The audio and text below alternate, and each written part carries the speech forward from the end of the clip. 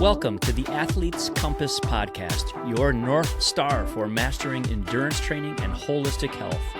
Join us each week as renowned sports scientist and founder of Athletica.ai, Paul Laursen, along with athlete, coach, and sports scientist Marjaana Rakai, and coach and cyclist Paul Warlowski, guide you through the maze of often confusing training principles. Make sure your compass is ready. Class is now in session.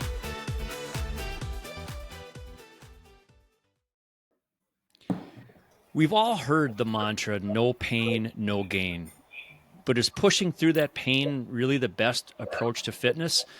Let's go through why this mindset might be holding you back from reaching your full potential. Marjaana, in the first episode, we talked a lot about how you were overtrained. How do you think that no pain, no gain attitude affected your training? Oh, it was instrumental. I'm a Post-it girl, so I have Post-its everywhere. I find a nice motto that I can reflect on, and I'll write it down on a Post-it and put it on the wall. And the listeners can't see this, but my bike is in my office, so I often bike inside on a trainer on Swift. And I'm looking at these Post-its with different kinds of mottos or quotes, and one of them was no pain, no gain, push through. I would have a chart where I put stars every time I either hit a milestone mark or I struggled, but I pushed through, and I would give myself a star because I was tough.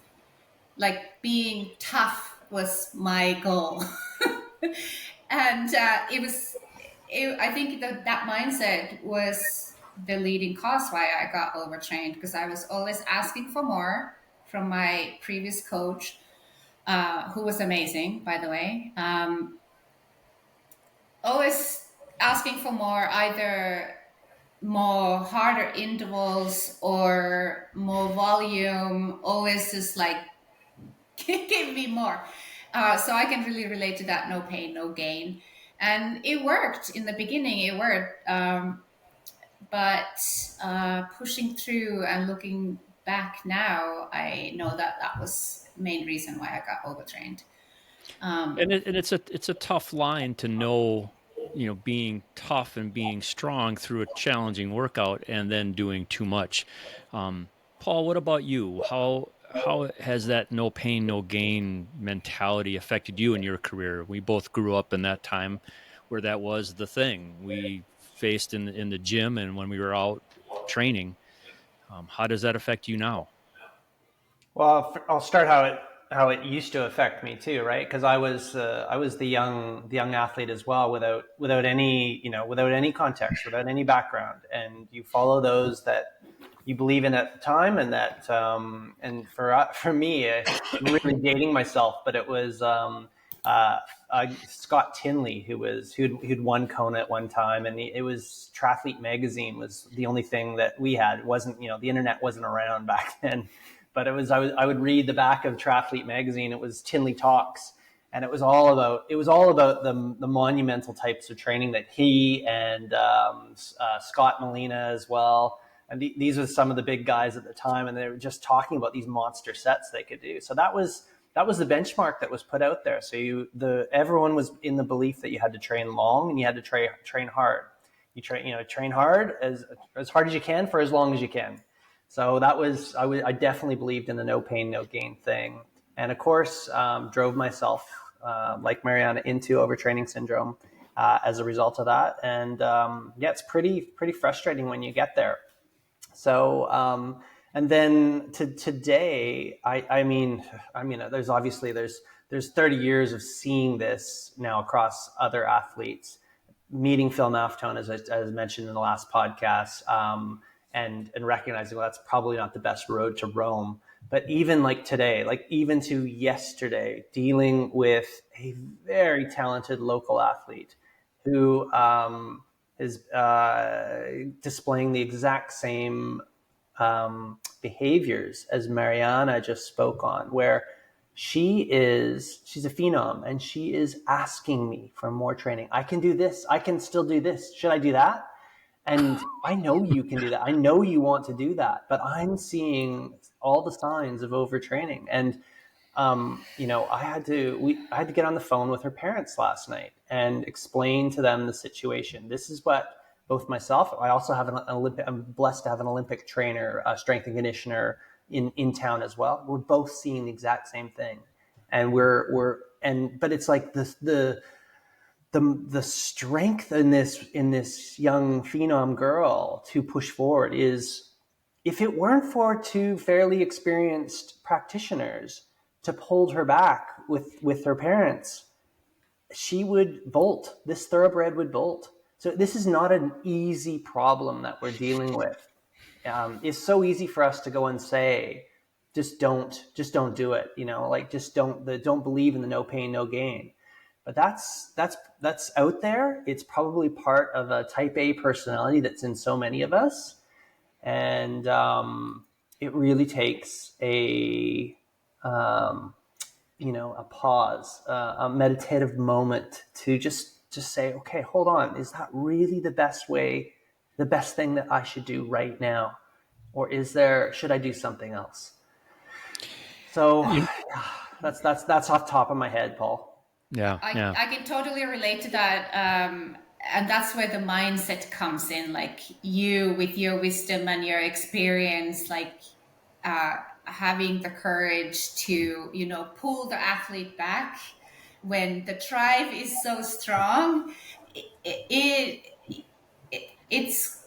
It takes courage to say, hey, like, you have so much time in front of you, like, you don't have to hurry, but for older athletes, age group athletes, not that I'm super old, but I see the end is coming.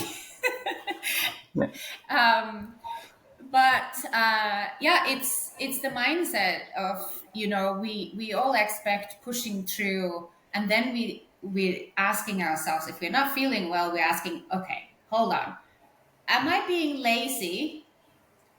Like on those days you haven't slept well, or you're not feeling well, like you had a hard session yesterday and you're not fully recovered, and then your training plan is asking for something else, and you're like, ugh. So there you are, you're asking yourself, am I just lazy, or is my body actually sending me a warning sign? I'm pretty sure everybody has been there. Yeah. So what do you do then? And it's so valuable to have a coach or a training platform like Athletica to give those little warning signs to you if you haven't learned to listen to your feel. That say, hey, today could be a good idea to go for a nature hike, because the magic of being in nature is so valuable for recovery. If I can just, it's an interesting point also that you made, Marjaana. I think it relates to the different personalities that are in all of us, and we're just so diverse, right? Like, because you can have the complete opposite personality too, and there is still the individual that might need that motivation, and maybe no pain, no gain works for them to get them moving, right? Like we're talking, coach to 5K or something like that, right? Like that personality still does exist. There's some of us still need a little bit of help with motivation.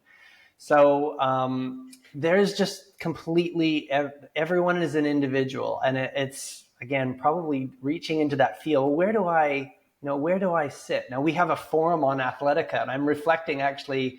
So we have a user. Username is Jesse, and Jesse's posting all the time on the long training thread, right? And I love how he just he puts his real feelings in there, and like he just gave a great post the other day on how he really was having a hard time getting motivated and to get out the door, and but he did see the plan in front of him, and he was really happy that he did it after. So I think you have yourself, Marjaana, where you were. You have the athlete, the young phenom athlete that is just wired to be a thoroughbred and train forever as much as they can. And then you've got individuals that might struggle. So it's, again, where am I sitting, right? So how can I pause and reflect on my situation in the moment? I talked in the first episode about my heart giving me those warning signs that I ignored for a long time because I have that same personality type.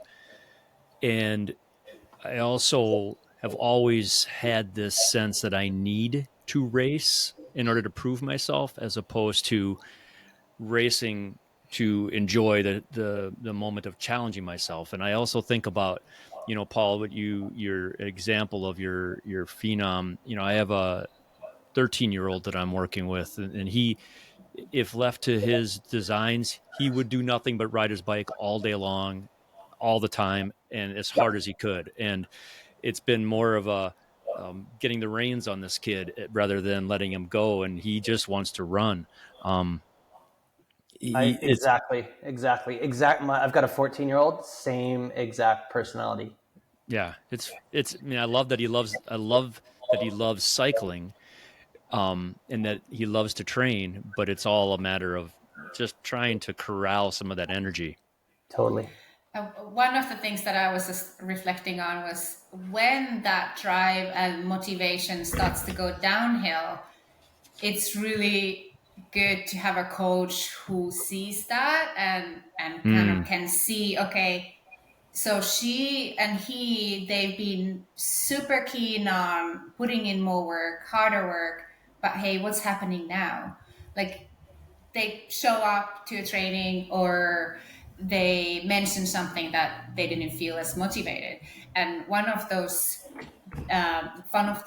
warning signs is the lack of motivation before overtraining. Like, that is so important to recognize as an athlete myself. Okay, where's my motivation? Because sometimes it happens, and then I go back and look at my training diary and like, okay, what has happened? What's the overall life stress also? Because that all plays in, 100%. Motivation is one of the key. Motivation to train is one of the key factors. So, if I can just say, Mark, our CEO, he's on my coaching platform, and if I can see sometimes, he expresses a lack of motivation, and but he's learning to listen to that little boy inside his head, and follow accordingly, and he knows now when he needs to rest. He makes good decisions now. But that's not easy to recognize. No. As a driven athlete, it is so hard to have the courage to recognize, okay, my motivation is not there today. Is it okay to say that I'm not motivated? It is.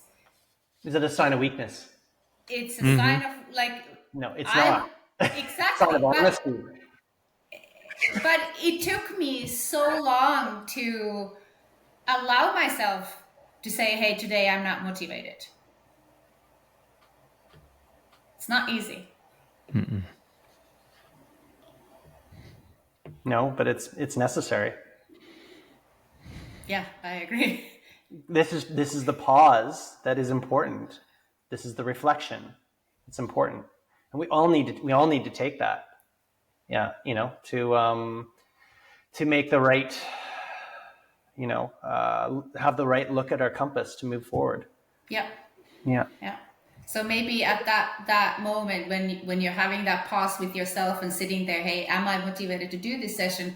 Maybe that is a day that you can actually opt for going for yoga or taking your dog for a nature walk a little bit longer than what you normally walk your dog. It is go for a walk. Again, back to my 14-year-old phenom girl, and she, I've got walks prescribed for her, and she thinks it's so. Why am I walking? And now I have to educate her, and I have to explain to her that the power of walking, of going for a walk outside. It kind of went back to the first podcast we spoke about when we talked about having these sorts of balances and whatnot, and how it resets you. It gets, I think I think both, Paul's 13-year-old young man and my 14-year-old girl here, I think they have monkey minds, probably like all of us, right? And the meditation almost that you get when you're going for a walk, you don't get it right away, right? And it seems awful when that first 5 minutes, but then you slowly kind of get into it, and you're in there with nature or wherever you are. And then, I also have to tell her that, Andy Buscher, who's if you look at Athletica and you look at all of the pictures of the athlete that's on it, well, that's him, and he's, a multiple Ironman champion. And in our our work together, repeated walks were instrumental in his preparation. So he was walking almost every day for anywhere from 30 to an hour, 30 minutes to an hour.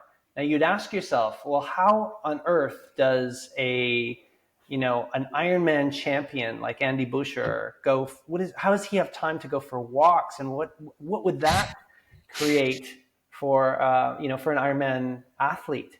Doesn't make any sense, does it? Not at first, until you recognize that health is first. Like health, and it's because it facilitates so many things. It cures his monkey mind. It resets him. It allows you to burn more fat, actually, right? So when you reset your mind, we spoke about last podcast, we talked about the hypothalamic pituitary adrenal axis. It's a big, long word, but it's the integrative center in your brain between your nervous system and your endocrine system. Marjaana was talking about how she went to an endocrinologist, right? So if you reset your mind, it links back to all the hormones, which causes you to change your body composition. Say, for example, all of a sudden fat starts being released from all of your adipocytes and you burn it as energy. And it's it's just that's just one thing. You sleep better. It's just like everything is related. So and so trying to teach this young woman that it's okay, and I'm prescribing you to go for a walk. It's an interesting battle right now. But yeah. I can totally see the battle, because when we started working together, I was doing walks. Like, you got me to do walks, and I'm like walking there, and okay, I have Ironman to do in a couple of months, and I'm doing he's prescribing me to yoga and walks. Yep. What am I doing? But it all worked out. Didn't it? Yeah, it all worked out. Yeah, you questioned me though, didn't you? I had some thoughts like, is this really going to? So thank you for not firing me, Marjaana. So no, but like when I crossed that finish line at Ironman Finland at 11:18, I'm like, oh that was my awesome. God, yeah. That was awesome. This is perfect segue to what we want to talk about next. How mindset is a really powerful tool to achieving greatness, but it can also work against us. And Prof, you wrote an article together with Dr. Maffetone called "Athletes Fit but Unhealthy" back in 2016 about overtraining and dysfunctional HPA axis. So I really wish I had read this article when it first came out, 2016, because I feel like I am pictured in that article. And some of the symptoms that I had with overtraining that I completely ignored for a long time was some of the ones that you mentioned in the article, like night sweats, weight gain, especially in the midsection, which I didn't understand at all. And it was very depressive because I'm working really hard and I'm gaining weight. And nutrition was, of course, part of it. I had symptoms like I was doing virtual, this was COVID time, so virtual Ironman racing. And I saw huge cardiac drift, like 30 beats, and my heart rate just stayed elevated, like crazy high. While I wasn't performing any good, like had higher expectations for my performance, and repeated injuries, and like totally they seemed even like irrelevant to what I was doing. Like I had plantar fasciitis. A couple of months later, I had Bell's palsy, like the inflammation of facial nerve. That was scary.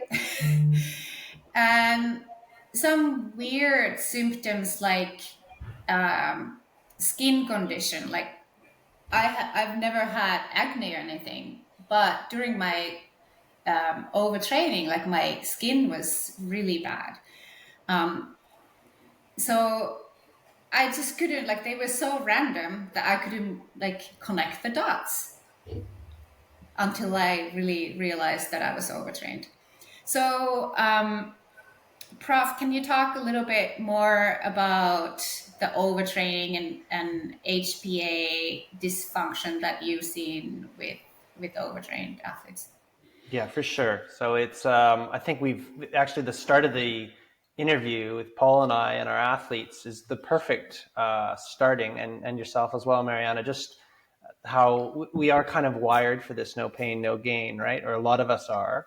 And then you know, the perfect storm is to have the high glycemic or processed foods, right? A lot of like sugar is a real big co-founder in that, right? And that's just in so part of today's diet, sadly. But you know, you add in the personality type, the high intensity training, the stress, and then that food sort of factor as well. And there's we'll link to the article. It's open access. It's published as Maftone and Laursen 2016 Sports Medicine Open. We'll link to that. But there's a central figure too, and if we can include the figure also as a graphic, that would probably be good too, because we can kind of we sort of see how the perfect storm evolves, right? So we got the brain motivated by the no pain, no gain mentality that is in so many of us, and then inappropriate volume and high intensity training that's in there as well without adequate recovery, right? You do training, but you got to recover from that training. And then throw in, you know, a fuel supply or stress factors like we've been talking about, and perfect storm, metabolic substrate imbalance, all the things you were talking about, like the organs. The skin's your largest organ, right, Marjaana? So it's you're seeing signs in your skin isn't good. You're talking about all these nervous systems. So plantar fasciitis is attached to your nervous system, right? So your nervous system's angry, and it's basically, you know, you're just seeing all of these signs that it's real angry. And yeah, and then you're talking about the fat deposition in the abdominal cavity as well, right? Where you're seeing that, and that's just that's a classic just sign of your body isn't able to get rid of the stored fat because you're in that stress state. Always in a stress state. Cortisol is always high. Cortisol, glucocorticoid. That's how it's defined. So it's a glucose kind of anabolic element, right? So it's everything you're in storage. Your body's protecting itself and it's trying to store it.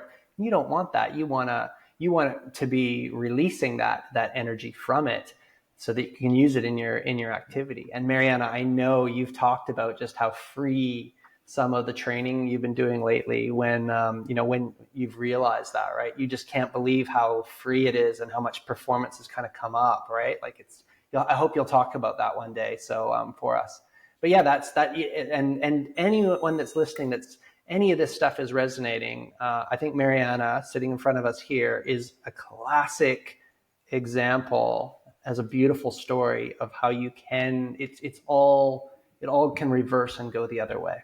You know, Paul, in the article, you were talking about health and fitness and athletes being fit but unhealthy. How would you describe the differences between being healthy and being fit? Yeah. So, it's a great question, Paul. So just being fit, I think we're just talking about, you can you can get on your Zwift bike and you can crank out an awesome, FTP test, say, for example. You can crank out big power and you can demonstrate that. And that's, you're badass. Awesome. Or you can go onto a VO2 max test and you can crank out a big VO2 on in a laboratory, etc. Doesn't necessarily mean that you're healthy. So being healthy is being able to recover from that stress, and even continuing to make bigger gains later on down the road. If you're just like fitness is just it's a one-time off. It's what you can do today, but it's not really a sustainable. It's not necessarily. It could be. I mean, they do go hand in hand, but it's just. You can be fit but unhealthy, but you want to be fit and healthy. That's the longevity one. So they're just kind of two different things. And we don't necessarily, in society with media and whatnot, you never necessarily see the health. You only see the fitness. So we can see even some of our, and some athletes with egos, as we all have. That's all they care about. But it's just, eventually we want to have longevity and wellness. Those become more larger priorities in our lives, right? So that's what we want to move to next. You also talked about how the diet or training trauma can cause chronic inflammation. Marjaana talked about how her skin develops some acne, but how does that chronic inflammation present itself if we are training and we are chronically inflamed? So many different ways. So that's just, it can just be, this is the crazy thing about it, right? Is that there's no one thing that describes it. It can be, and that's unfortunately, there's just like, it can present, it's wherever your weak point is. It can, so it could present as, your inability to, get to the body composition that you feel comfortable with, say, for example, that you desire. It could present as a skin issue. It could present as a nervous system issue. Marjaana described Bell's palsy. She described plantar fasciitis. There's like 100 or 1,000 different neurological issues. These are just like all like signs. Any others, inability to sleep properly through the night. All of these different things are signs that your stress isn't necessarily ideal. You're not absorbing the stress that you've had during the day. So sleep is a big one. So we had the parent podcast to this one is called the Training Science Podcast, and one of our colleagues is Alistair Brownlee, two-time Olympic gold medalist. He told us on that podcast that the most important thing for him in all of his career in getting those gold medals, et cetera, is sleep. He said that recovery for him is 90% sleep and 9% nutrition and 1% everything else. So he nailed his, right? So he is just like, that was the one thing that he always took with him, was his ability to sleep. He could sleep like a champion, and that helped make him a champion. So sleep is one of the big ones. So it's one of the things that I continue to try to focus on as I go through my aging and stuff. And when I find that when my sleep is solid, everything else kind of, it also takes care of the rest of the package too. So one of the questions that I had, Prof, was, in this article you talked about that we can train too hard and then not recover. But how do you balance that unhealthy part of training with still getting an adequate training stimulus? Like, why not crush ourselves when we're doing intervals? Doesn't that bring more training stimulus? So this goes back to some of, if there's any hobbyists out there in the exercise science world, you might come across Prof. Steven Seiler, who's a colleague of mine, and he talks a lot about the polarized training philosophy, that you want to have about 20% of your training hard and 80% of your training easy. This is how good athletes kind of train, right? And the reason is, generally speaking, is because, all of our body and all the different systems, it reacts to a stimulus or a signal. Actually, there's actually like a molecular signal that actually happens in your muscles when you do this type of work. So when you do high intensity work, there's kind of a different signal that tells your body to adapt to that compared to when you're doing the easy work. So you want to have a bit of a mix and a balance of both. So and what's kind of been discovered with this polarized training, this 80-20 formula, is that it tends to be the formula for balance in your life, and that's the formula for how good athletes train. And this is, if you're familiar with the endurance world, Marjaana will definitely know, the Norwegians are just so strong. The Norwegians tend to have really been the dominant force of teaching us about the 80-20 sort of formula. And what's kind of funny about that is that Steven is a Texan. He always talks on his podcasts and YouTube channel with his Texas drawl, and he's living in Norway and whatnot. So it's always pretty funny. But he's had both experiences. He comes from the U.S. He comes from the no pain, no gain philosophy, but then he went to Norway, and they taught him when he went over there about the 80-20 sort of formula. And he's always been about that. So this is one of many methods to get us towards that balance that we want. So yeah. And Paul, you are you're the co-founder of Hit Science. You're a renowned expert in the area of high intensity interval training. You're also the founder of Athletica.ai, an adaptive training platform that Marjaana and I are both coaches for. The slogan of Athletica is train smarter, not harder. Can you explain where you got that slogan from and why you use it? Yeah, pretty much because we eventually realized that the no pain, no gain philosophy wasn't going to get us to where we wanted to go at the end of the day. No pain, no gain philosophy only gets us more overtrained athletes. We can do better if we train smarter. And this came both, from research, but also from empirical findings too, right? Like people like Andy Boucher, coaching these athletes, Kyle Buckingham, like helping them be healthy athletes is what got them to be successful. So that's really is just the mantra of Athletica is to train smarter, not harder. And everything that we build on Athletica is a tool to allow athletes to train smarter, not harder. And I mean, like I've been thinking about it the whole time. Actually, we've been chatting about this here, and we have this incredible feature, and this was invented by one of the scientists in Athletica, Dr. Andrea Zignoli. It's called the Workout Reserve, and it's ultimately you use this in Athletica it's like your battery. But every time you see this little marker in Athletica in your session analysis, it's colored green currently in terms of the marker. It's in every single session analysis of a running. You do a run or you do a bike.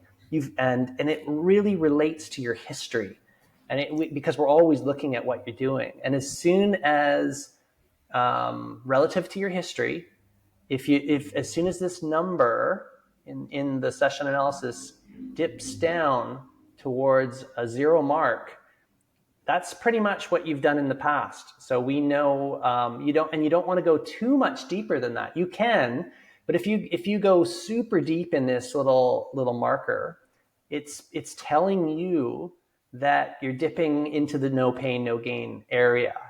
And we always want to hit that signal. We want to hit the signal, and then we want to walk away, right? Back to Steven Sealer. We don't want to do the no pain, no gain, but we do want to train. We want to hit an appropriate stimulus that's just enough, and then we want to walk away and do it again. And we have to talk about this important factor as well. The reason why all of this is important is because it's actually training consistency that is the single most important factor that leads to your success and your trajectory towards the better you, right? The more you can consistently train day in and day out without getting into overtraining, the better you're going to be off. So our workout reserve helps keep the guide rails on any given day's training, because the most important session is the next session, right? The most important session is the next session. You need to get that in your head. That's a better philosophy. Train smarter, not harder. The most important session is the next session, because training consistency is what it's all about, Paul. And if I may add to that, with the workout reserve, as an athlete, age group athlete, everyday athlete, you can kind of start like developing that feel that Paul has been talking about and teaching his athletes, myself included, to know when you're hitting the zero. I think one of the Athletica athletes, Jesse, was commenting on the forum that he wanted to see if that reserve actually knows what it's talking about. And sure enough, he started to feel fatigued at 30-minute mark. And then he went back to Athletica to check out his analysis. And sure enough, workout reserve was dipping around 30. And I've experienced that myself on my training. So it's a really amazing tool to help you develop that feel. When am I approaching my limit? And for everybody, it's a different time frame. It's a different intensity frame. It totally depends on the person, and it might even vary a little bit based on what else you got going on in your life. So we come back to the stress that we've been talking about, and your lifestyle, nutrition, health. Did you sleep well? Yeah, absolutely. I mean, I can't tell you how many times, like this feature in Athletica, I'm so excited by it, honestly. But it's just, it's brand new. It's just been released, but I'm just anecdotally, I'm seeing so many positive experiences with it, with just people reflecting on, just like Marjaana said, feel is relating to the workout reserve kind of getting towards that zero mark. And that's when they almost, and when they've got the feel in relation to that, that's really super powerful, right? Like they can start to trust in their training and know when to pull back. And I'll just add, it's super in development. We're actually developing a Garmin app that's going to give you real-time access to what your workout reserve is. So it's wow. Getting closer and closer, but you can just imagine that on your, Paul, for your head units on your cyclists that you want to train, and Marjaana for your triathletes, you're just having that in your on your running head with the Garmin. It's just going to be sweet. That's awesome. Hey, let's clip this out. But I have developed my own feel sensor, and I get goosebumps here in my arms when I'm reaching zero. When I know, like 4 by 1K, if I'm pushing it too hard, goosebumps. We're not editing that out. No. That's brilliant. But like, think about that. That's your nervous system kind of speaking to you. That's perfect. Yeah. That's perfect. I don't need tech for that. That's brilliant. It's brilliant. It's great. You got your own Garmin unit. Yeah, you got your own Garmin app. Yeah. Skin goosebumps. Yeah. So here are my takeaways or compass coordinates about the health and fitness discussion we've been having today. Number one, reframe the idea of pain when it comes to fitness. There is a difference between a challenge and too much strain in our workout, and it can be harmful. So embrace that idea of a smart challenge. Number 2, your health matters. Your health is the most important thing. Nutrition, sleep, prioritize the well-being influences that help our performance in sport and work and relationships. And number 3, we go back to the motto of Athletica, and what Dr. Paul was saying is that train smarter, not harder. There's an element of strategic planning and recovery, listening to your body. Paul said, consistency is the most important thing that we can do. And if we can be consistent in our training, that's where we get the most benefit.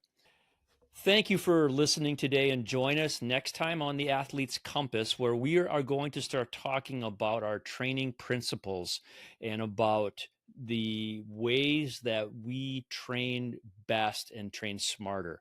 Check out the show notes below, and we'll see you next time.